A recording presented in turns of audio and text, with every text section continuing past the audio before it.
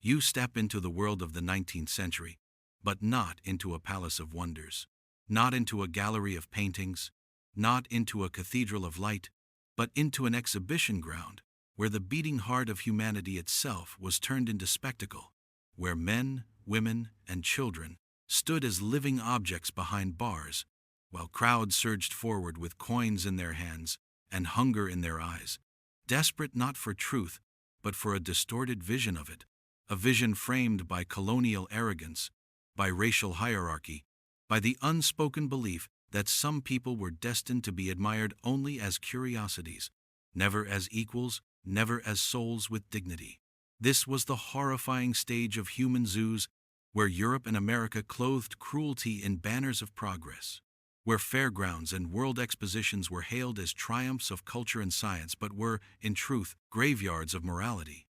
And as the visitor you might hear the faint music of the fair, the call of vendors, the shouts of children dragging their parents toward cages, cages not of lions or elephants, but of fellow human beings forced into artificial huts, forced to mimic authentic rituals, forced to smile through humiliation while strangers judged their every movement, their every breath, their every silence. And perhaps you wonder, what made this possible? How did entire nations accept this darkness as entertainment? Why did so many clap their hands and take their photographs without shame? And the answer lies not in the hearts of the exhibited, but in the gaze of the spectators, a gaze that consumed difference as a commodity, a gaze that believed itself superior because it could look without empathy, because it could pretend science was being served, because it could hide behind words like anthropology, civilization, and enlightenment. Yet behind the glamour of the lights and the architecture of the fairs was a story of abduction, of loss, of innocence destroyed, of people who once lived free under the skies of Africa, Asia, and the Pacific, suddenly transported into cages of Europe, watched by millions, studied by men in suits with notebooks, mocked by children who would grow up never questioning what they saw. It is here, in this stage of flesh, that the hook of our story begins, a reminder that the past we prefer to forget is often the one most necessary to remember, because human zoos were not an aberration. They were celebrated, institutionalized, funded, glorified, and defended. And if history shows us anything, it is that cruelty becomes invisible when dressed in spectacle, and the silence of the many always becomes the prison of the few. So step closer, listen, and let the whispers of the cages guide you into the forgotten corridors of this horrifying world. Curiosity, they called it. But in truth it was hunger, a hunger that spread like wildfire across Europe in the age of empire, when ships returned not only with spices, silks, and gold, but with stories of strange lands, strange rituals, and strange bodies, stories that painted the world beyond Europe as a vast theater of the exotic, waiting to be consumed. The salons of Paris and the parlors of London echoed with whispered tales of tribes who danced beneath the moon, warriors who painted their skin, women who adorned themselves with shells and feathers, and these echoes of curiosity grew louder as colonial conquest expanded. For the more land seized, the more people encountered, and the more difference could be transformed into spectacle. Newspapers fanned the flames with illustrations of savages. Science cloaked itself in new words like anthropology and ethnography. But beneath the polished language was the same ancient instinct to peer at the other as if through glass, to treat fellow humans as curios to be observed, categorized, and displayed. Imagine the drawing rooms where gentlemen argued about the skull size of Africans, or the lecture halls where professors presented Pacific Islanders as evidence of evolution's missing links, each echo reinforcing the belief that Europe stood at the pinnacle, while all else belonged in the realm of study and display. And as this thirst for difference grew, so too did the market, a market that saw profit in transforming curiosity into entertainment, where collectors competed for artifacts, where circuses promised spectacles of tribesmen, where fairs promised glimpses of faraway cultures without the burden of travel, and always behind it was the murmur of superiority, the unspoken comfort that watching others like objects proved one's own place above them. Curiosity may sound innocent, but here it was not. It was a weapon wrapped in wonder, a tool of empire dressed as fascination, and as crowds grew, so did the appetite for more. More villages reconstructed in cities, more bodies brought from distant shores, more lives torn apart to satisfy the echoes of curiosity that rang through the cobblestones of Europe's capitals. And if you close your eyes, you might hear it still: the sound of footsteps on museum floors, the hush of audiences waiting for the curtain to rise, the collective intake of breath as a human being was revealed like an artifact. And in that moment, curiosity ceased to be a spark of learning and became instead a chain of control, binding millions into a system where difference equaled inferiority, and inferiority justified display, and display became the foundation of human zoos, those horrifying arenas where curiosity, conquest, and cruelty converged into one dark spectacle. The birth of human exhibits did not emerge overnight in the grand fairs of Paris or the massive expositions of America. It began centuries earlier in quieter halls of power where kings, queens, and aristocrats treated people from conquered lands as ornaments of their triumph, displaying them not in cages of iron but in cages of luxury. Paraded through royal courts as symbols of dominance, their bodies turned into living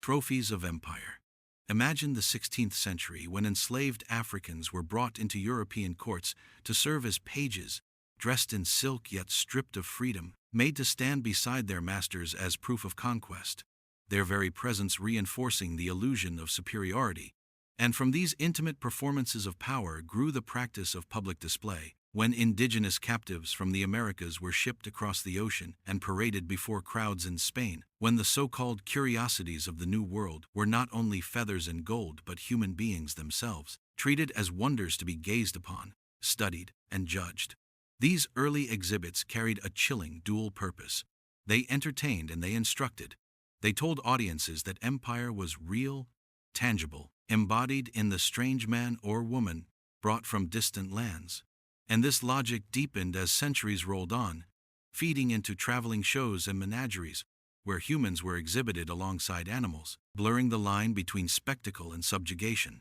By the 18th century, this practice was formalized, with impresarios like Karl Hagenbeck in Germany recognizing that curiosity could be transformed into profitable business, crafting elaborate ethnological exhibitions where Samoans, Sudanese, and Inuit families were transported to European cities and forced to recreate daily life in staged villages, spectacles that would draw tens of thousands of paying visitors, eager to watch, to compare, to affirm their own supposed modernity against the backdrop of the primitive displayed before them. And so the birth of human exhibits was not a singular event, but a steady progression, a long chain of dehumanization disguised as fascination, each link forged by empire, each performance reinforcing the belief that difference justified domination, that culture could be reduced to costume, that humanity itself could be turned into a living exhibit. And if you walk through those early halls in your mind, you can almost hear the whispers of nobles amused by their exotic guests, the laughter of crowds at traveling fairs, the scribbles of scholars in notebooks as they measured and categorized bodies, all threads weaving together into the fabric of what would soon become the global phenomenon of human zoos, a phenomenon that took root because curiosity and cruelty were allowed to grow together, unnoticed, unchecked, and celebrated as progress. The rise of the world's fairs marked a new and terrifying chapter in the history of human exhibits, for what had once been confined to courts, circuses, or traveling shows now stepped onto the global stage with grandeur and legitimacy, draped in banners of progress, science, and modernity, as if the humiliation of human beings could be sanctified by the architecture of crystal palaces and iron pavilions. Paris in 1889, the year of the Eiffel Tower's unveiling, became not only a celebration of engineering brilliance, but also the site of the Exposition Coloniale, where entire villages from Africa and Asia were reconstructed and populated with living men, women, and children transported across oceans to perform their daily lives under the eyes of curious Europeans, forced to cook, dance, and sleep within artificial boundaries, while millions of visitors streamed past, convinced they were witnessing an educational display rather than an act of cultural imprisonment. London, too, embraced the spectacle, presenting empire not through words but through living bodies, drawing a direct line between colonial conquest abroad and national pride at home, teaching citizens that domination was natural, that empire was destiny. Across the Atlantic Street, Louis in 1904 pushed the horror to new extremes, when more than 1,000 Filipinos were brought and forced to live in a sprawling Philippine reservation, their customs staged daily for 20 million visitors who laughed at cockfights, stared at tattoos, and mocked what they called primitive rituals, all under the approving gaze of government officials who insisted this was proof of America's civilizing mission. These fairs were not merely entertainment, they were propaganda machines, designed to reinforce racial hierarchies, to instruct the public that colonialism was benevolent, that the displayed were lucky to be studied, lucky to be showcased, lucky to be pitied, when in reality they were captives, stripped of their humanity and placed in cages disguised as cultural villages. Imagine the clamor of the crowds, the snapping of photographs, the notes of scientists scribbling classifications, while behind the staged huts individuals wept for the homes they had lost, the families they could never see again, their names erased and replaced with labels like Negro Village or Eskimo Display, their humanity consumed by a machine of profit and ideology. The world's fairs turned human zoos into symbols of progress, legitimizing what should have been condemned, making the abnormal seem ordinary, embedding cruelty into the very celebration of modernity, and in doing so they amplified the echoes of empire into a chorus that reached across continents, normalizing the belief that entire cultures could be flattened into exhibits, that entire peoples could be displayed like artifacts, until the line between science and spectacle, education and entertainment, collapsed completely, leaving only the shadow of cages beneath the glittering towers of progress. The village spectacle was the centerpiece of human zoos, carefully constructed to convince audiences they were glimpsing untouched authenticity. Yet every hut, every fire pit, every woven mat was a fabrication, a staged illusion crafted by organizers who sought to transform cultures into living dioramas, freezing people into stereotypes for the pleasure of crowds. Imagine walking into Paris in 1889, where the Negro village sprawled before the One-Inch Prison, Eiffel Tower,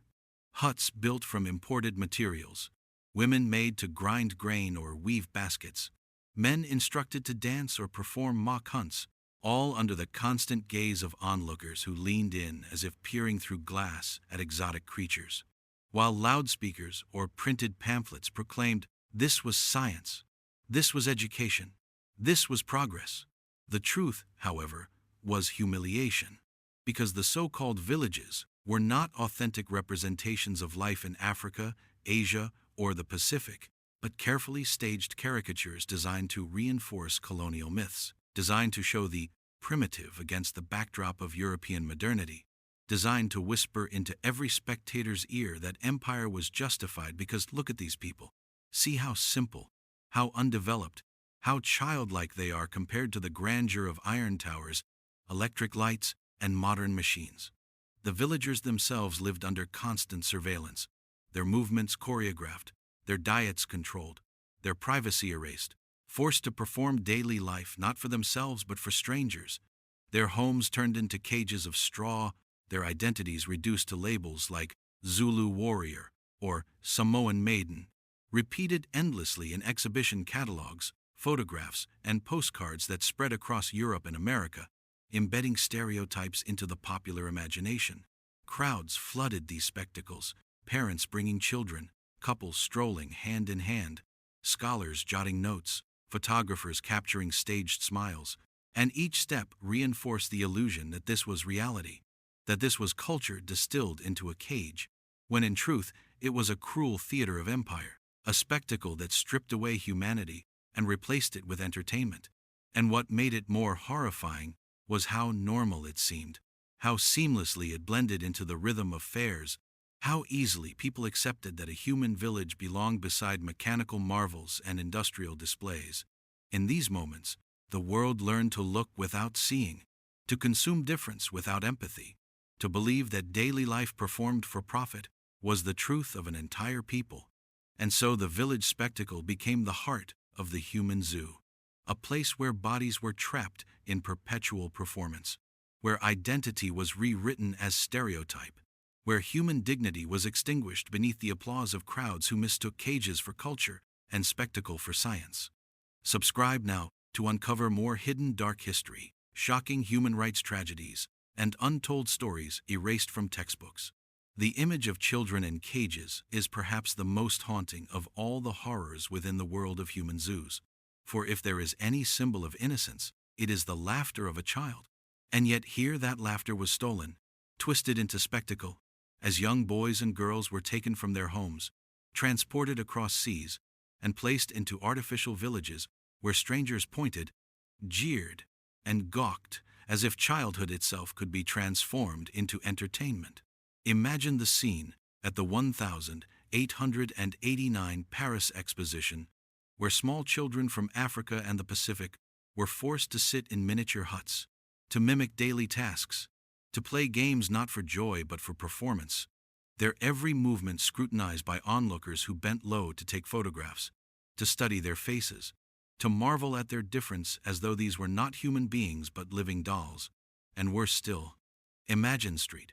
Louis in 1904, where Filipino children became part of the massive Philippine reservation, dressed in costumes chosen by organizers, paraded before audiences who laughed at their bare feet, their tattoos, their games staged on command, while their real childhood slipped away in silence. These children were not volunteers. They were captives in a world that reduced them to symbols, stripped of play, stripped of family warmth, stripped of the right to grow freely. And the cruelty is amplified when one considers how crowds reacted, not with compassion but with delight, treating the innocence of children as proof of primitiveness, as living exhibits to confirm the superiority of the so-called civilized world. Photographs and postcards of the time reveal young faces, wide eyes staring out from behind fences, gazes that pierce across centuries, silent testimonies of stolen youth, of children whose first lessons in life were humiliation, isolation, and exploitation. Some fell ill in these foreign climates, their small bodies unaccustomed to European winters, their coughs and fevers ignored because they were replaceable in the eyes of organizers. And when they died, as many did, they were buried far from their homelands, their names forgotten, their graves unmarked, their childhoods erased in both life and death. And yet the public saw none of this. For to them, the presence of children in cages was framed as authenticity, proof that these villages were real, that the cultures displayed were complete. Entire families caged together, mothers and fathers forced to raise their children in conditions designed to amuse strangers, and so the horror continued, normalized by repetition, justified by pseudoscience, celebrated as culture, when in reality, it was nothing more than cruelty inflicted upon the most vulnerable. To imagine a child sitting silently while hundreds of eyes devour their innocence is to understand the true depth of dehumanization. For if even childhood could be caged, what part of humanity was safe from being turned into spectacle? Science as a mask gave the human zoo its most sinister disguise. For behind the bright banners of world fairs and the crowds cheering at staged villages stood men in suits with notebooks and measuring instruments, anthropologists and so-called scientists who claimed their presence was not to exploit but to enlighten, not to humiliate but to educate. And yet every skull they measured, every nose they catalogued, every skin tone they charted was part of a pseudoscientific framework designed not to discover truth but to confirm prejudice. Phrenologists ran their fingers across heads of men and women caged in exhibitions, declaring with authority that the slope of a forehead proved inferiority, while biologists paraded photographs of children in cages as evidence of racial stages, embedding into public consciousness the poisonous idea that humanity could be ranked like a ladder, with Europeans at the top and everyone else relegated to rungs of supposed primitiveness. Even the architecture of the exhibitions was framed as science, with signs declaring ethnological displays and pamphlets assuring visitors that what they saw was education, that watching an African family eat in a straw hut while Europeans dined in glittering cafes nearby was not cruelty but instruction in the natural order of civilization. This mask of science gave spectators permission to gaze without guilt, to treat their curiosity as intellectual pursuit rather than voyeurism. And worse, it gave governments and empires justification to continue conquest, for if scientists declared entire peoples were less evolved, then colonial domination became a duty, an act of progress, a benevolent mission dressed in the language of laboratories and lecture halls. Behind the mask lay an economy of exploitation. For organizers hired scientists to lend credibility, newspapers published scientific claims to attract audiences, and schools taught children that what they saw in cages was proof of evolution unfolding before their eyes. Imagine standing in Paris in 1931 at the Exposition Coloniale, where entire villages were presented as living textbooks, with anthropologists lecturing beside the cages, cameras flashing as if collecting specimens, while the individuals inside were denied names, denied stories, denied humanity, transformed into case studies of skin, bone, and behavior. And when some resisted, when voices rose to condemn, the mask of science silenced them, dismissing compassion as sentimentality, branding outrage as ignorance, insisting that this was research, this was knowledge, this was necessary. Yet true science seeks understanding, not degradation. And what paraded itself as anthropology in the human zoos was nothing more than racism with a ruler, cruelty with a notebook, domination with a lecture. And in the end, the mask of science not only justified exploitation, but etched it into the foundation of modern thought, leaving scars that linger still in how societies perceive difference, proof that when science becomes a mask, it blinds the eye and hardens the heart. The colonial gaze was not merely the act of looking. It was the lens through which empire trained its subjects to see the world. A gaze sharpened by conquest, filtered by propaganda, and normalized by repetition, teaching Europeans and Americans to look at colonized peoples not as neighbors in humanity, but as spectacles to be consumed, as objects to be studied, as curiosities to be displayed. It was a gaze that froze individuals inside stereotypes, turning mothers into symbols of fertility, warriors into emblems of savagery,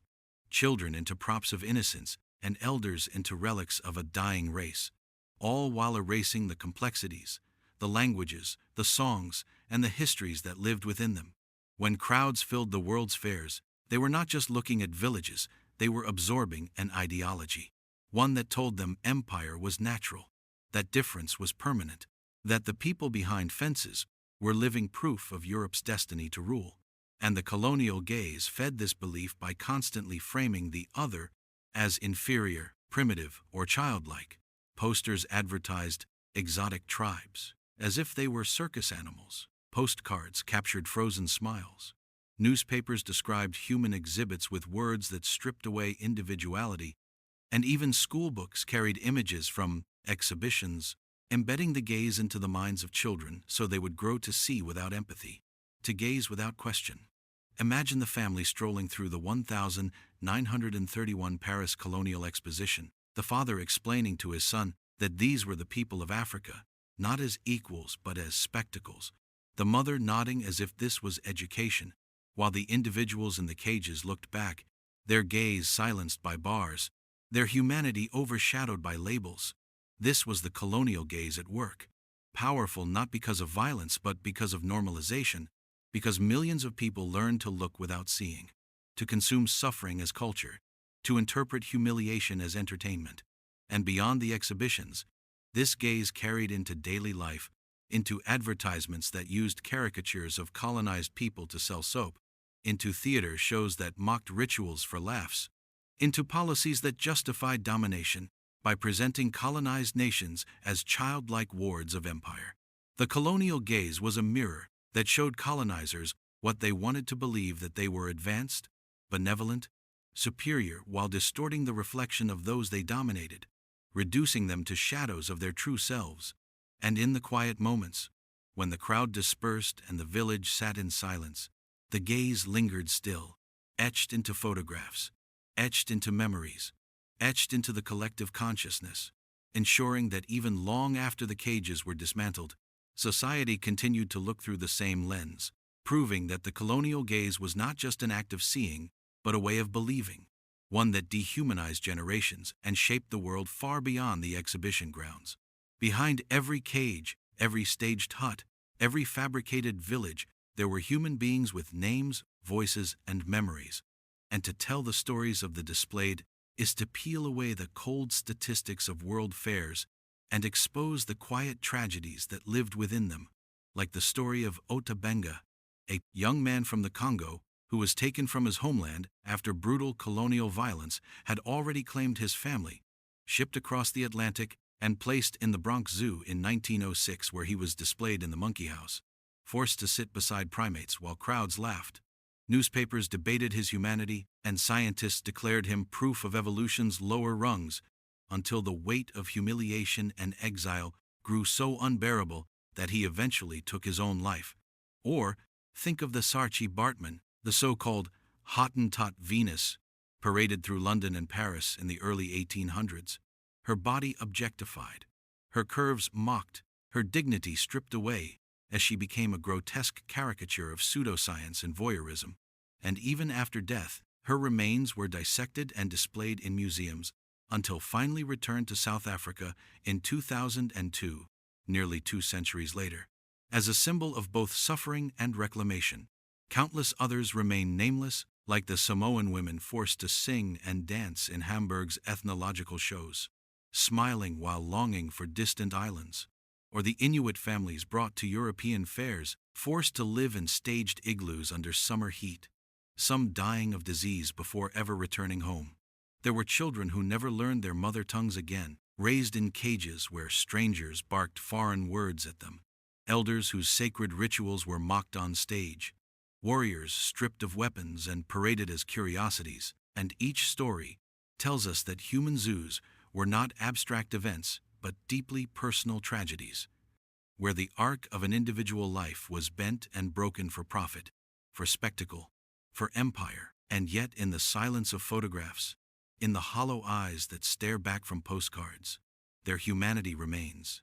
Their gaze defies the colonial lens, whispering across time that they were more than exhibits, more than artifacts, more than props in the theater of empire. Telling these stories is not only about honoring the dead, but also about confronting the reality that behind the grand titles of fairs and exhibitions lay countless lives scarred, silenced, or erased. Each story a thread in the tapestry of injustice, each name a reminder that human zoos were not curiosities of the past, but crimes against humanity disguised as progress.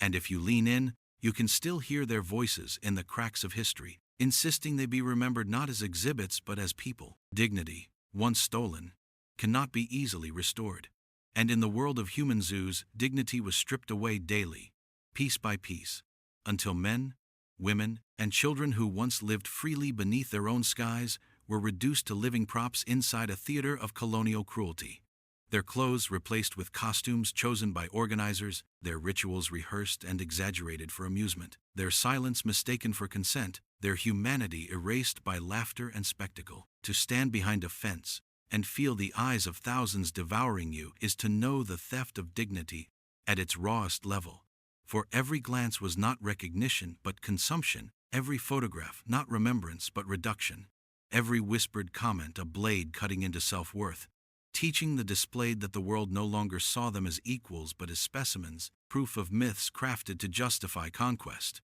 Imagine the humiliation of a proud warrior forced to reenact primitive dances on command while children in the crowd mocked his movements, or the sorrow of a mother told to breastfeed her child under the gaze of strangers who scribbled notes as though her most intimate act was a lesson in anthropology, or the despair of an elder compelled to sit motionless in a staged hut while being labeled as a relic of a vanishing race. These were not isolated moments, but daily rituals of degradation where even rest became performance, where eating became exhibit, where sleeping became spectacle, and the stolen dignity carved scars that lingered long after the crowds dispersed. Because once the world has laughed at your existence, once millions have seen your culture turned into caricature, the wound of shame does not heal easily. Many survivors carried this weight back to their homelands, unable to explain the humiliation endured, unable to reclaim the respect stolen by cages, while others never returned at all, buried in foreign soil, denied even the dignity of dying among their own. The theft extended beyond individuals to entire cultures, for human zoos reinforced the belief that these societies were lesser, unworthy of respect, their traditions mere curiosities rather than living expressions of identity, and this narrative infected textbooks, newspapers, and policy, ensuring that even those who never visited an exhibition inherited the gaze of superiority, carrying forward the insult that had been forged in cages.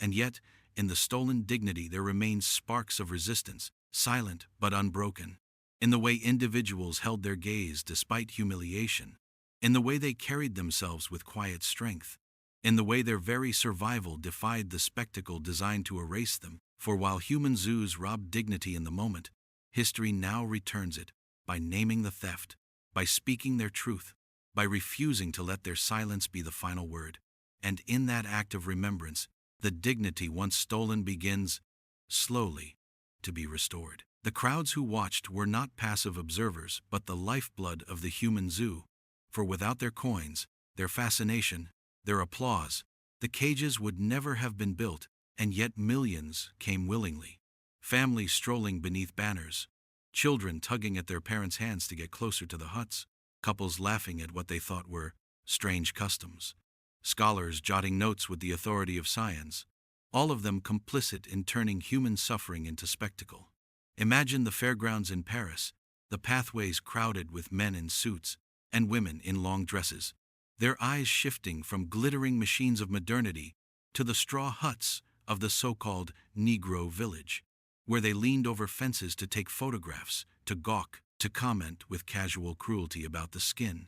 the gestures, the clothes of those inside, never pausing to ask what it might feel like to be on the other side of the gaze. In Street Louis in 1904, over 20 million people visited the World's Fair, and nearly all of them walked through the Philippine Reservation, where they consumed the daily performances of men, women, and children as though watching a theater show, never questioning that the actors had no choice, that their homes were thousands of miles away, that their dignity was sacrificed for entertainment, and when they left, they carried postcards, photographs, and stories that reinforced stereotypes, teaching their friends and neighbors that they had seen the truth of the primitive world, when in reality they had seen only a cruel illusion carefully staged for their eyes. The crowds justified their presence by calling it education, by telling themselves they were learning about culture, by believing the pseudo-scientific claims plastered across pamphlets and banners. But beneath this veneer was the undeniable thrill of superiority, the comfort of looking down upon others and feeling affirmed in their own place as civilized, modern, advanced, and what made it most insidious was the ordinariness of it all. How easily parents passed the gaze to children, how quickly newspapers normalized the experience, how photographs traveled across borders, embedding the images of caged humanity into the collective imagination, until watching became habit, and habit became acceptance. To humanize the crowds is to admit that they were not monsters but ordinary people, neighbors and families, who surrendered their empathy to the allure of spectacle, who allowed curiosity to override compassion, who convinced themselves that because everyone was watching, it must be right. And so the greatest tragedy of the crowds who watched is not only that they witnessed cruelty but that they normalized it, ensuring that for decades, human zoos thrived not on the force of chains alone but on the quiet consent of millions who chose to look, and in choosing, became part of the cage. The profits of pain were the silent engine that kept the machinery of human zoos alive. For behind the laughter of the crowds and the banners of education lay a system fueled not by curiosity alone but by cold economics, where every ticket sold, every photograph printed, every postcard mailed represented money made from human suffering. Organizers of world fairs and colonial expositions understood that nothing drew larger audiences than the promise of the exotic, and so they calculated the value of bodies as if they were commodities, recruiting impresarios like Karl Hagenbeck in Germany, who mastered the art of packaging entire tribes into portable spectacles, transporting men, women, and children across oceans as if they were cargo, arranging contracts that promised wages, but delivered only coercion, ensuring maximum profit with minimum cost. Cities embraced the financial windfall. For the Paris Exposition of 1000,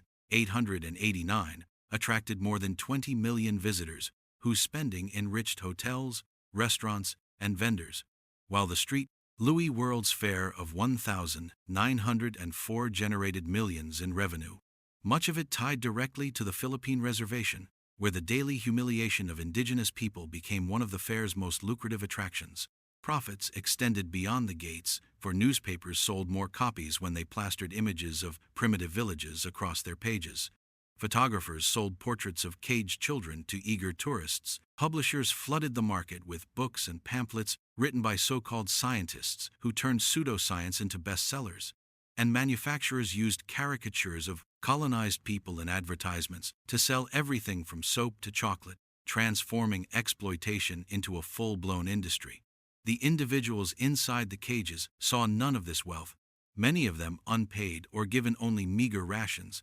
living in conditions far removed from the profits they generated, their lives commodified so thoroughly that their presence was measured in francs, dollars, and pounds, not in dignity or humanity. And when some died, organizers replaced them quickly, as if swapping one exhibit for another, calculating losses, not in human terms but in profit margins, moving ever forward to the next show, the next spectacle, the next market to be tapped. What makes the profits of pain even darker is how they were justified, framed as contributions to science, to culture, to education, so that the very act of exploitation was not only lucrative but celebrated as noble, cloaking greed in the language of progress. Yet beneath the glittering towers of world fairs, beneath the music and parades, lay a hidden ledger where every coin dropped into a box, every ticket torn at the gate, every souvenir purchased was a number written in blood, proof that human suffering had been transformed into capital, that humiliation had been turned into profit, and that the economy of empire was built not only on stolen land and stolen labor, but on the stolen dignity of those who lived and died behind fences, proof that cruelty can thrive as long as it pays. The cracks in the spectacle began as whispers, faint at first, easily drowned out by the roar of crowds and the clink of coins. Yet they grew louder with every passing decade, as voices of conscience pierced through the glittering facade of world fairs and exhibitions, daring to call human zoos what they truly were, acts of cruelty disguised as culture. Some of these cracks came from journalists who refused to be seduced by the promise of spectacle,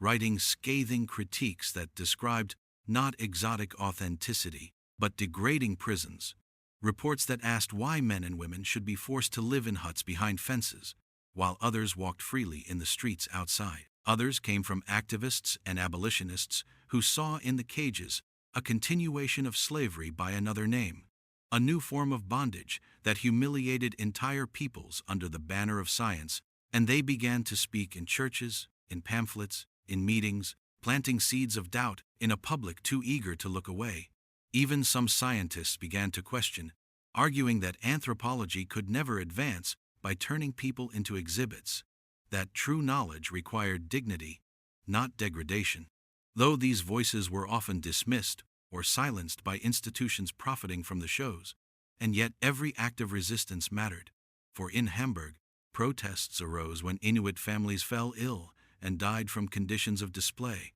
sparking outrage that questioned not the science but the humanity of organizers. In Paris, some visitors walked away unsettled, writing in diaries that the sight of children behind fences lingered like a nightmare rather than an education. In Street Louis, missionaries raised alarms about the Philippine Reservation, declaring that the exhibition mocked culture and destroyed dignity. These cracks did not topple the structure overnight, but like fractures in glass, they spread quietly, making it harder to maintain the illusion that all was well, that cages were noble, that humiliation was progress. Each photograph of a child's solemn face, each report of a performer dying far from home, each letter of protest sent to a newspaper became part of a growing archive of discomfort, an archive that history would later recognize as the beginning of collapse. And though the majority still flocked to watch, though the applause still thundered, the spectacle was no longer seamless, its surface marred by questions that refused to vanish, questions that hung in the air long after the exhibitions closed their gates. What does it mean to call this progress? What does it say about civilization when it cages its fellow humans for entertainment? The cracks in the spectacle revealed the truth that beneath the grandeur of human zoos lay a fragile edifice built on lies, one that could not withstand the slow but steady pressure of conscience, and in those cracks, the possibility of change began to take root. The 20th century shadows of human zoos reveal that this practice did not vanish with the close of the 19th century, but lingered well into modern memory, haunting an age that called itself enlightened, exposing the hypocrisy of nations that boasted progress while still caging human beings for spectacle. Paris, in 1930, hosted its infamous colonial exposition, sprawling across acres of land with gleaming pavilions and reconstructed villages where more than 30 million visitors came to witness the supposed wonders of empire. And among these wonders were men, women, and children from Africa, Asia, and Oceania, forced once again to perform daily life as exhibits beneath banners declaring civilization and progress. Their presence framed as proof of colonial benevolence, even as they lived behind fences and under strict surveillance. In Brussels, even as late as 1958, the World's Fair included what was called a human zoo, where Congolese men and women were placed in a mock village, watched by Belgians who saw in their staged activities not cruelty, but confirmation of paternalistic ideology, an echo of empire dressed up as education, and this was only 67 years ago, within the lifetimes of many still living today. These shadows remind us that human zoos were not distant relics but part of modernity itself, overlapping with the rise of cinema, with the spread of automobiles, with the age of electricity, existing side by side with the very inventions we celebrate as symbols of progress. Photographs from these fairs show visitors with cameras smiling as they posed in front of huts where the exhibited sat in silence, proof that the practice was not hidden but proudly displayed, normalized by governments, justified by science, and embraced by the public. The shadows also stretched into smaller exhibitions, traveling circuses, and local fairs, where indigenous performers were advertised as living curiosities well into the mid-20th century, their labor feeding not only colonial expositions but also entertainment industries hungry for difference. And in these shadows, the cruelty was compounded by silence, for when the exhibitions closed, little was said about the people forced to participate, their stories erased from textbooks, their names absent from public memory, leaving behind only a lingering trace in photographs, in postcards, in fading posters that once promised the thrill of the exotic. The 20th century shadows expose not only the persistence of human zoos but the complicity of modern society. For while the cages eventually disappeared, the stereotypes they engraved endured, shaping film, advertising, and policy, ensuring that the legacy of spectacle outlived the fences, carried forward in the way entire cultures continued to be reduced to caricatures. And so the shadow is not only a memory but a mirror, reflecting how close to the present this cruelty lingers, asking us to see that the age of cages was not centuries past but mere decades, too close to be dismissed, too recent to be forgotten, proof that the horrifying world of human zoos lived well into an era that dared to call itself civilized. The final exhibits of human zoos stand as chilling reminders that this cruelty did not belong only to the dusty pages of distant centuries, but stretched almost to the threshold of our modern world, with their last echoes reverberating in events that many still alive today could remember, such as the 1958 Brussels World's Fair, where the Belgian government constructed a Congolese village and filled it with Congolese men, women, and children, who were ordered to act out traditional life, while Belgian visitors leaned over wooden fences, snapping photographs and tossing coins as though they were observing animals in a pen. Reports describe how some of the Congolese grew so weary of being stared at that they began to mock the spectators, turning their humiliation into quiet acts of resistance. But the spectacle continued, normalized and celebrated as part of national pride, proof that even in the age of television and jet travel, the idea of caging human beings for entertainment had not yet been buried. Smaller echoes of these final exhibits appeared in circuses, traveling shows, and theme park attractions in Europe and the United States, where indigenous performers were still presented as exotic curiosities, well into the 1960 seconds, a time when space exploration was already on humanity's horizon,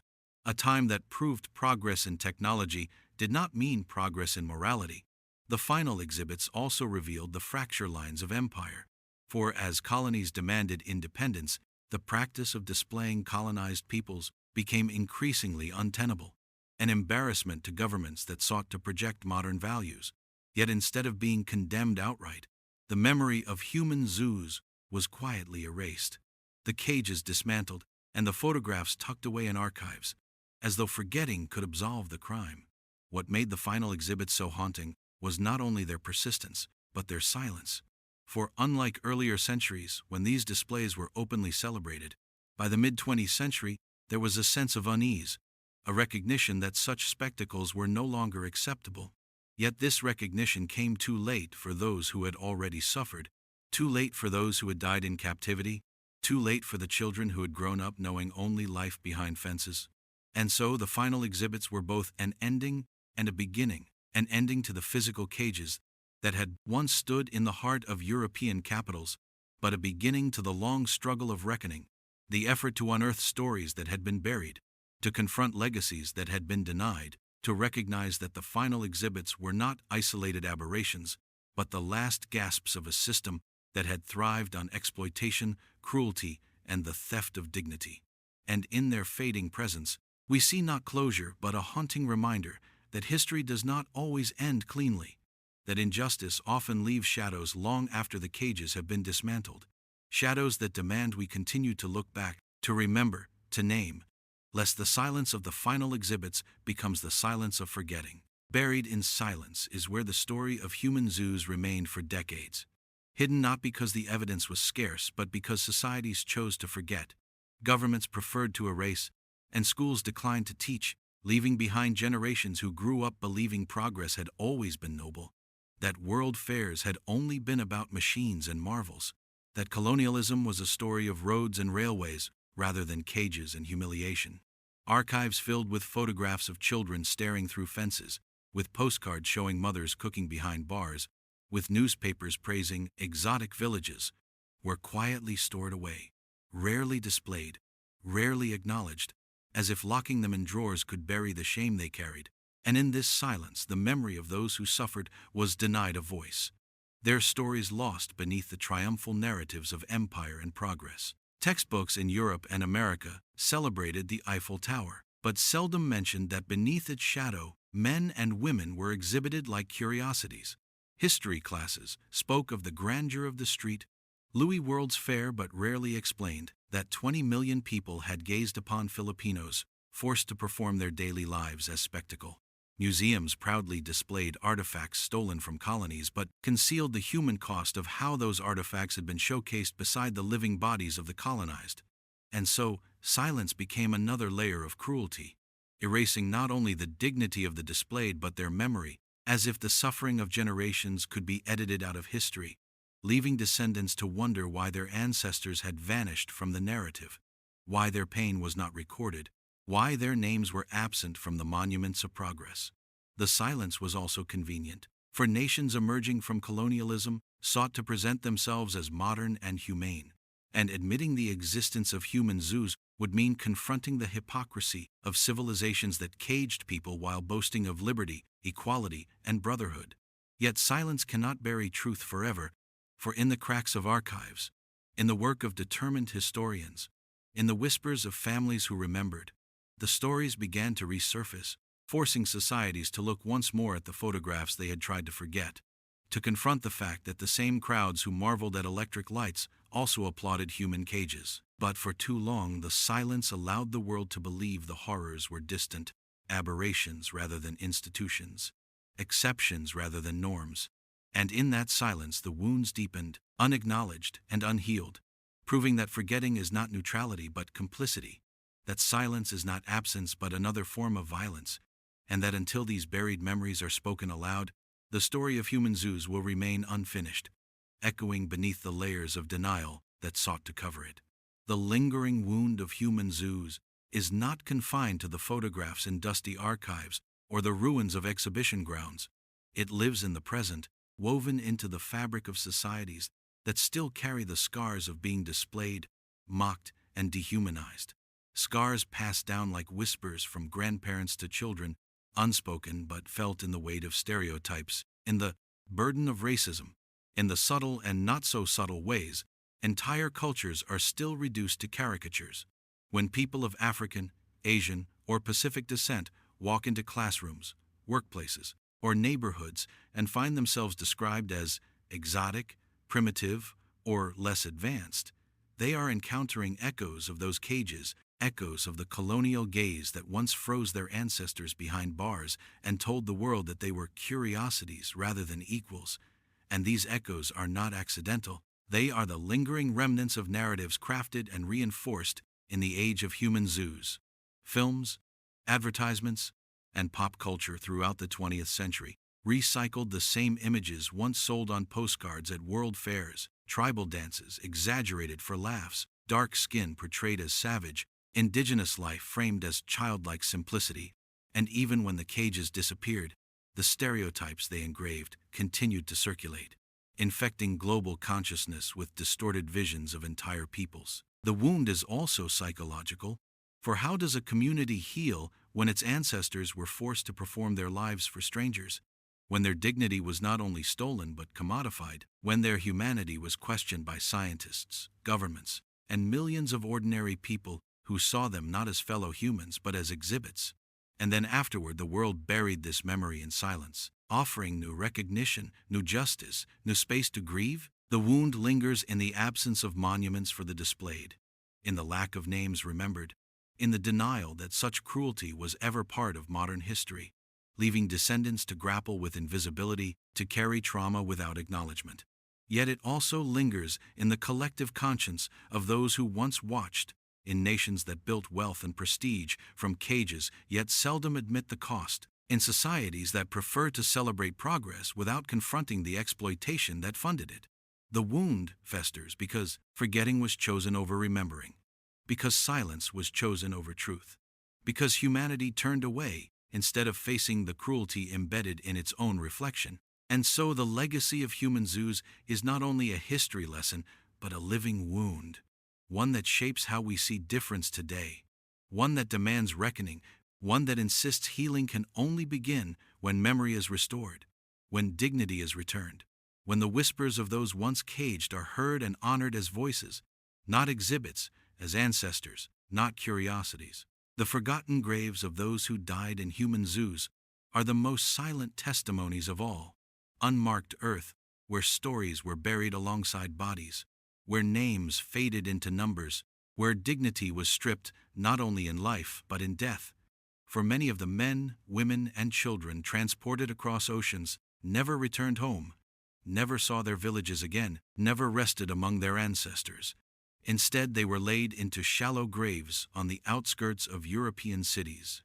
in hospital yards, or worse, dissected in laboratories and museums that treated their remains as specimens rather than sacred flesh. Imagine the Inuit family brought to Hamburg in the late 19th century, struck by unfamiliar diseases, coughing and feverish, their small children dying far from the icy landscapes of their homeland, buried quickly and anonymously, their graves forgotten even as their images continued to circulate on postcards. Imagine the Congolese villagers displayed at the Brussels Fair of 1958, some of whom perished during the exhibition, their bodies quietly removed and erased from the record, while crowds continued to pass through the village without pause, never knowing or perhaps never caring that those they had watched only days before had died behind the fences. These forgotten graves are scattered across Europe, America, and beyond, hidden beneath modern developments, lost in cemeteries without markers, their silence reflecting the deliberate erasure of history. For to acknowledge them would mean admitting that human zoos were not harmless spectacles but sites of death, exploitation, and profound suffering. And in some cases, the fate was even crueler, as with Saartjie Baartman, the so-called Hottentot Venus, whose body was dissected and displayed in Paris long after her death, her remains kept in museums for over a century before finally being returned to South Africa for burial in 2002. an act that exposed how even in death the exploited were denied rest. The forgotten graves reveal the deepest wound of all, that humanity not only caged its fellow humans, but also denied them the most basic respect owed to every life, the dignity of remembrance. Today, historians and activists search archives and landscapes to recover these names, to locate the burial grounds, to restore at least a fragment of the dignity lost. But so many remain untraceable, their stories severed, their descendants left without knowledge of where their ancestors lay. And so the forgotten graves are more than sites of mourning. They are symbols of erasure, reminders that cruelty continues when silence persists, proof that history is not healed by denial but by remembrance, and that only by naming the nameless, by honoring the forgotten, by tending to the graves that were left behind, can we begin to reconcile with the ghosts of the human zoos who still wait, quietly, for recognition. A mirror to humanity is what the story of human zoos ultimately becomes. For when we gaze into the cages of the past, we are not only seeing the faces of the men, women, and children who were displayed, but also the faces of those who watched, of those who organized, of those who profited, of those who remained silent. And in that reflection, we must confront uncomfortable truths about what it means to be human, about how easily empathy can be replaced by curiosity, how quickly dignity can be traded for spectacle, how naturally cruelty can be normalized when framed as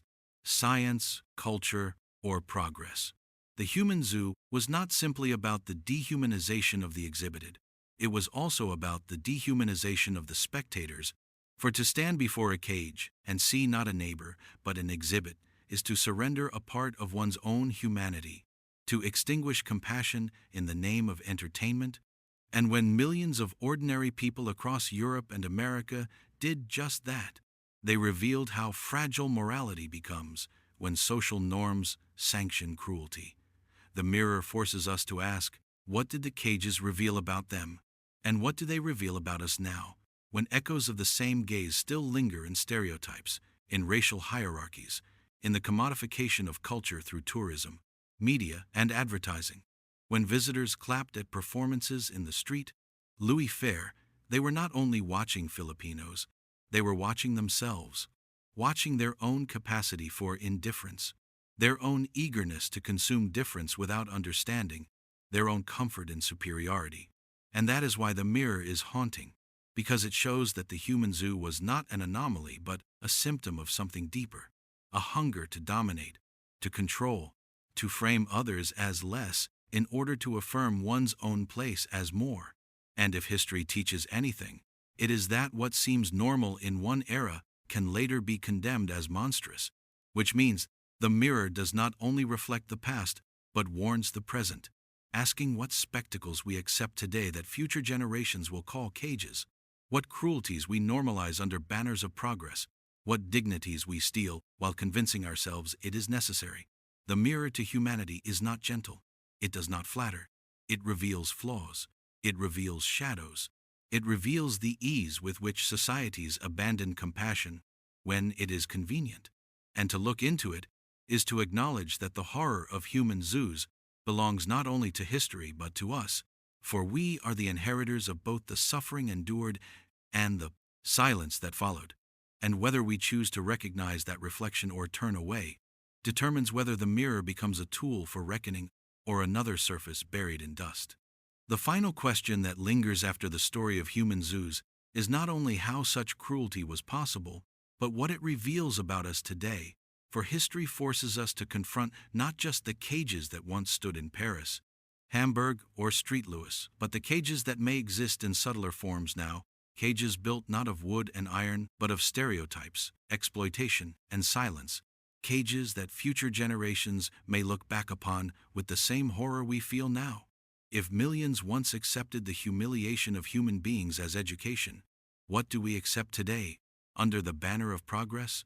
What cruelties do we overlook because they are framed as necessary? What injustices do we normalize because everyone around us consents to them? The final question is uncomfortable because it demands that we do not distance ourselves from the past. Do not imagine ourselves as more enlightened. Do not pretend that cruelty belongs only to another age, but instead recognize that the same instincts, the hunger for spectacle, the desire to dominate, the ease with which difference is reduced to entertainment, still live within human society, waiting for sanction, waiting for silence, waiting for the same normalization that allowed human zoos to thrive for centuries. The final question asks whether remembering is enough, whether speaking the names of those once displayed restores their dignity, whether acknowledging forgotten graves heals the wounds, or whether more is required, a transformation of how we see, how we teach, how we resist, how we refuse to look away when others are caged in new forms.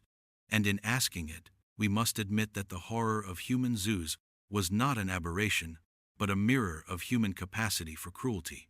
And if we do not confront that capacity in ourselves, the risk of repetition lingers. So the final question becomes both a warning and a responsibility. Will we continue to bury truths when they are inconvenient, or will we dare to face them and change? Will we pass on silence to the next generation, or will we give them memory? Will we watch cruelty dressed as spectacle once more? Or will we finally learn that progress without humanity is not progress at all? The answer remains unwritten, resting not in the past but in us, here, now, in how we choose to remember, in how we choose to act, in how we choose to see not as spectators of exhibits, but as fellow humans whose dignity is bound together, fragile and sacred, never to be caged again. And so the horrifying world of human zoos closes its gates, but the echoes remain. These were not distant medieval horrors, but modern spectacles that scarred human dignity less than a century ago. Millions watched, millions forgot, yet the shadows of exploitation, racism, and colonial cruelty linger still. By remembering, by speaking, by refusing silence, we keep the truth alive. This is not only history, it is a warning. The past of human zoos teaches us that progress without humanity is no progress at all.